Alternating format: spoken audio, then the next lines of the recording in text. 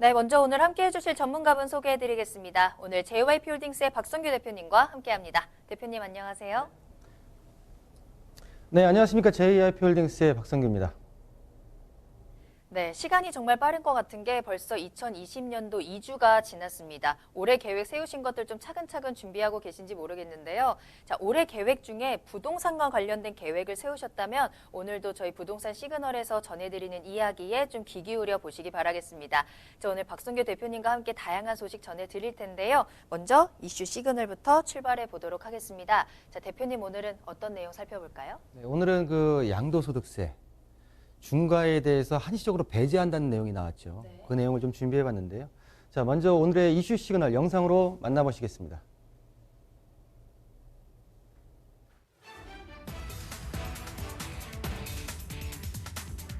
다주택자가 오는 6월 30일까지 서울 세종과 경기 일부 등 조정 대상 지역 내 10년 이상 보유한 주택을 팔면 한시적으로 양도소득세 중과 적용이 배제됩니다.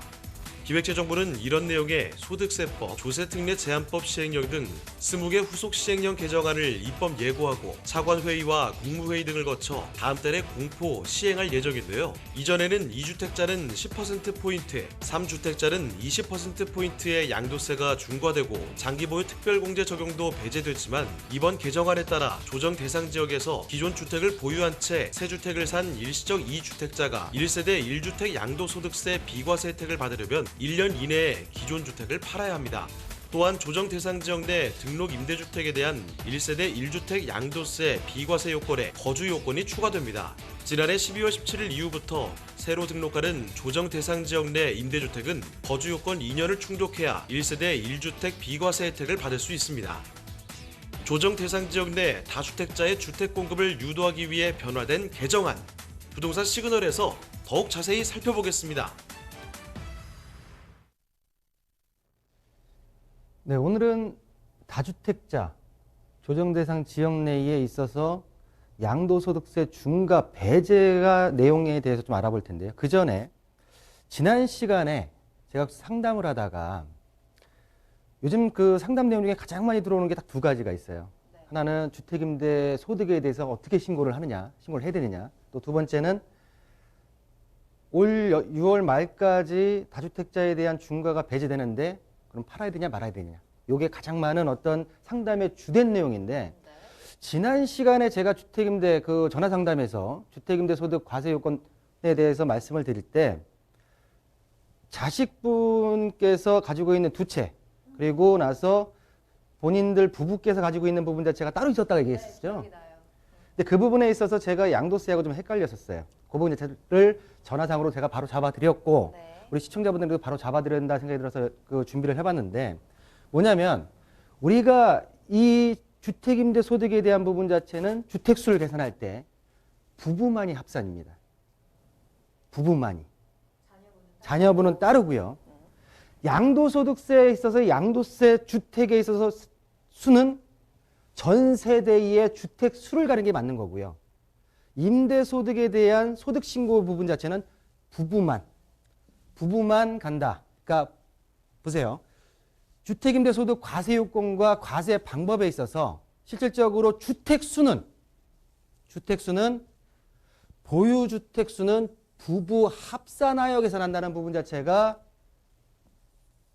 이 부분 자체를 좀 바로 잡아드리고요. 간단하게 다시 한번 설명을 드리면 월세 그리고 전세 보증금으로 나뉘고요. 그리고 주택수로 구분이 됩니다. 1주택자 같은 경우에는 월세를 받는다 하더라도 비과세고요. 2주택자부터 3주택자까지는 월세가 있다고 하게 되면 단돈 10만 원이라 하더라도 과세 대상입니다. 단 보증금, 전세를 예를 들었을 때 전세 같은 경우에는 1주택자나 2주택자 같은 경우는 비과세 부분이고요. 3주택 이상에서 일정 보증금 이상이었을 때 간주 임대료로 과세한다는 내용이고요. 과세 방법은 2천만 원 이하 같은 경우는 종합과세와 분리과세 중에서 선택할 수가 있고요. 최대 분리과세 같은 경우는 15.4%의 단일 세율을 적용받는다라고 말씀 좀 드리겠고요. 2천만 원 초과하는 부분에 대해서는 종합과세로 들어가는데 자 언론기사에서 2천만 원 이하 과세되면서 건보료 대한 부분 자체가 적용이 된다라는 부분 자체도 우리 시청자분들께서 한 번쯤 눈여겨봐야 될 부분이 아닌가라고 좀 말씀드리겠습니다. 자, 그럼 다시 이제 오늘의 주제로서 양도소득세 중과에 대한 부분 자체 말씀드리겠는데요. 이슈 영상에서 보셨듯이 다주택자 양도소득세 중과에 있어서 2018년도 4월 1일부터 양도하는 분에 있어서 조정 대상 지역 내 주택을 양도 시에는 양도소득세를 중과하겠다. 단 그 중에서도 장기 보유 특별공제 배제시키고 가산을 적용하는데 2주택자 같은 경우에는 10%, 3주택자 같은 경우에는 20%입니다.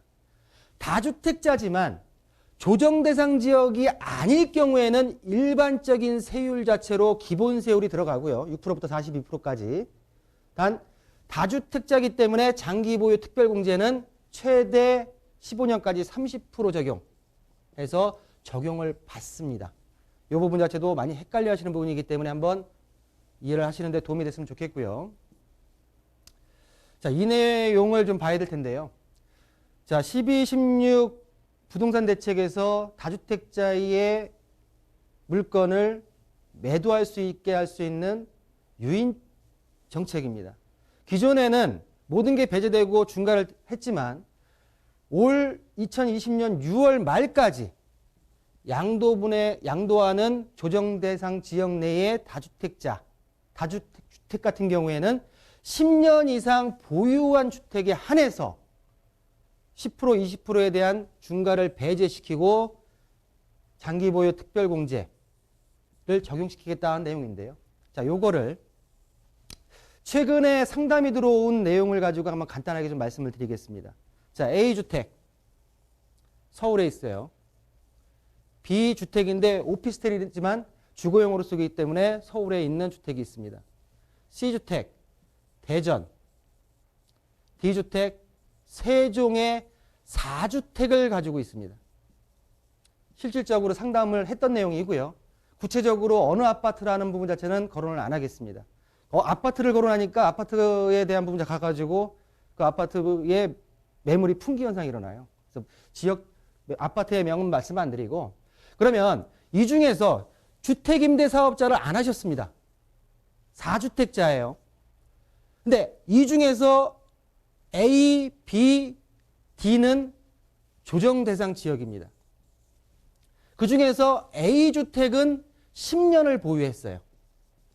B 오피스텔은 7년, D 세종은 4년. 본 대책에 적용을 받는 아파트 주택은 A주택입니다. 결론적으로 이분께서는 상담의 주된 핵심이 뭐였냐면 A주택을 6월 말까지 팔아서 주택수를 줄이는 게 나한테 이득이 아니겠냐 라는 부분 자체로 상담이 들어오셨고요. 이 A주택 같은 경우에는 양도소득이, 양도차익이 3억 정도가 났습니다. 그러면 이 3억에 대해서 배제와 중과가 됐을 시와 장기보유 특별공제를 적용을 못 받았을 시의 차이액은 실질적으로 3억에 대한 다주택자이기 때문에 20% 6천만 원과, 그리고 장기보유 특별공제 10년이기 때문에 다주택자로 18% 구간이기 때문에 5,400만 원. 그럼 1억 1,400에 대한 부분 자체를 절세를 하느냐 마느냐에 대한 가장 큰 고민이었습니다. 그런데 양도소득세에서 절세 전략에서 가장 큰 원칙은 뭐냐면, 첫 번째, 양도차익이 가장 작은 것부터 매도하는 것이 기본적인 양도소득세를 절세하는 방법입니다. 이 부분 자체는 우리 시청자분들 모두 알고 계실 거라 생각이 들고요. 그러면 이런 유인책이 나왔을 때 이 지금 1억 1,400에 대한 절세를 받는 게 좋을 것이냐, 아니면 이 아파트가 더 올라갈 수 있는 여건 자체가 되느냐 라는 부분 자체의 어떤 선택의 갈림길이었는데요. 이 아파트 같은 경우에는 10년 동안 보유했지만은 역세권의 혜택 프리미엄 못 받았었습니다. 그러나 지난 12월 달에 7천억 원이라는 부분 자체가 예산이 확보되면서 불과 A아파트 120m 전방에 역사가 확정이 되어 있습니다. 결론은 말씀을 안 드리겠지만은 일단은 이렇게 주택에 대한 부분 자체를 숫자를 줄여가는 데 있어서는 내가 절세받을 수 있는 금액과 그리고 이 아파트가 얼마만큼 올라갈 수 있는 부분 자체의 가격 탄력성이 있냐의 부분 자체를 견주어 봐서 판단을 해야 된다라는 부분 자체로 말씀을 좀 드리고요. 자, 그중에 양도소득세 부분 자체에 있어서 비과세 부분 자체 2번과 3번에 대한 부분 자체를 좀 중점적으로 보셔야 되는데요. 자, 최근에 보시는 대로 2017년도 이후 신규 취득분에 대해서 조정 대상 지역 냅니다. 일시적 2주택자 같은 경우에는 신규 취득한 날로부터 1년 이내 전입하고 1년 이내에 종전주택을 양도를 해야 된다는 부분 자체로 해야지 종전주택에 대해서 비과세 혜택을 주겠다. 그렇다고 하게 되면 우리 시청자분께서 머릿속에 넣으셔야 될 부분 자체가 뭐냐면 종전주택을 취득한 지 1년이 지나서 신규 취득을 할 것, 그리고 1년 이내에 전입할 것, 1년 이내에 종전주택을 매도할 것, 111에 대한 부분 자체를 꼭 기억하시라 말씀을 좀 드리고요. 단 2018년도 9월 14일부터 2019년도 12월 16일까지 조정된 지역 내에서 일시적 2주택 인분 같은 경우에는 1년, 그리고 2주택자는 2년 이내에 양도에 대한 부분 자체로 구분된다는 부분 자체로 유념을 하셔야 된다라고 좀 말씀을 좀 드리겠습니다. 자, 올해까지는 다주택자분들 조정 대상 지역 내의 내용이 아니고요. 전국 토의 다주택자분들 같은 경우에는 마지막 주택이 남은 상태에서 처음에 취득했던 시점에서 보유기간 2년만 충족하면 1세대 1주택 비과세 혜택을 받았지만 내년부터는 마지막 주택이 홀로 남아있는 시점부터 보유기간을 2년을 충족해야지 1주택에 대한 비과세 혜택을 받을 수 있다는 부분 자체도 꼭 유념해 두셔야 된다라고 말씀을 드리겠습니다. 자, 지금부터는 이제 계산인데요. 양도소득세, 궁극적으로 우리 시청자분들께서 마지막으로 가장 양도차익이 많이 남은 집 자체를 비과세 혜택을 받으시려는 부분 자체가 대부분의 부동산 투자의 전략이라고 볼 수가 있겠습니다. 그러면 최근에 나왔던 양도소득세 장기보유 특별공제에 대한 법 자체가 올해까지 시행되고 내년부터 또 변화가 되는데요. 자, 보시는 대로 올해까지는 2년을 거주한 1세대 2주택 9억 이상 양도소득 초과분에 대해서 2년 거주입니다. 최대 10년 이상을 보유했을 경우에는 80%의 장기보유 특별공제를 해줍니다. 다주택자는 기존과 동일하게 15년 이상 보유 시에는 최대 30%까지 가는 부분 자체가 올해까지만 2020년도 12월 31일까지만 법이 시행이 되고요. 자, 보시는 대로 2021년도 1월 1일부터는 여러분 많이 아시겠지만은 보유와 거주가 나눠지면서 장기보유 특별공제가 10년, 모두 보유하고 거주를 10년씩 했을 때 최종 80%를 주겠다라는 내용인데요. 자, 이 부분을 가지고 제가 한번 계산을 해봤습니다. 자, 고가 1세대 1주택입니다. 양도 시기와 거주 요건에 따른 납부세액, 올해에 양도가액 15억, 취득가액 7억, 보유기간 10년, 거주기간 2년입니다. 올해 안에 이 집을 12월 30일까지 매도했을 시에는 양도차액 7억, 취득가액 7억, 양도가액 15억이기 때문에 양도차액 8억이죠. 자, 이 부분에서도 양도가액 8억에 대해서 세금이 매겨지는 겁니까? 라고 하는 분들이 많은데요. 이 부분 같은 경우에는 9억이 넘었기 때문에 계산의 대부분 자체가 어떻게 되냐면은 이 8억에 대해서 곱하기 15억에서 9억을 뺀 부분 자체로 계산을 하게 되면 9억 이상에 대한 부분 자체 양도차익에 대한 배분 금액이 3억 2천이 나옵니다. 그럼 여기서 2년을 거주했기 때문에 올해까지는 장기보유 특별공제 자체가 80%가 공제가 되기 때문에 2억 5,600만 원이라는 부분 자체가 공제가 됩니다. 그리고 실질적으로 인별공제 1년에 한 번씩 부동산을 팠을 때는 250만 원이죠. 250만 원에 대한 부분 자체가 공제가 되면서 과세 표준은 6,150만 원이 되고 세율 구간 자체는 24% 구간이기 때문에 누진 공제율을 금액을 뺀다고 하게 되면 954만 원이 나옵니다. 그러나 2021년도부터 양도를 할 경우엔 동일한 조건에서 고가 주택 양도 차익이 3억 2천만 원이 나오고요. 장기 보유 특별공제 금액 자체가 40%입니다. 보유에 대한 부분 자체에 40%밖에 못 받습니다. 거주 2년은 해당 사항이 없습니다. 그러면 이 부분 자체에서 장기 보유 특별공제와 인적 공제를 뺀다고 하게 되면 과세 표준이 1억 8,950만 원이 나오고 1억 8,950만 원, 3억 이하기 때문에 38%의 구간 세율, 누진공제 금액을 뺀다고 하게 되면 5,200만 원이 나오는 금액 차이가 거의 5배가량 넘게 나는 양도 차익의 산출세액의 상이함을 좀 볼 수가 있고요. 자, 이런 부분을 가지고선 수치적인 부분 자체지만 굉장히 크게 느끼실 부분 자체가 있는데요. 자, 올해 양도세 중과에 대한 부분 자체를 6월 말까지 하면서 다주택자에 대한 부분 자체, 물건 자체가 나올 가능성이 있습니다. 또한 지금 보시는 대로 장기보유 특별공제 부분 자체가 지금 올해와 내년의 조건 자체가 틀려졌기 때문에 12월 연말에 물건이 나올 확률이 있습니다.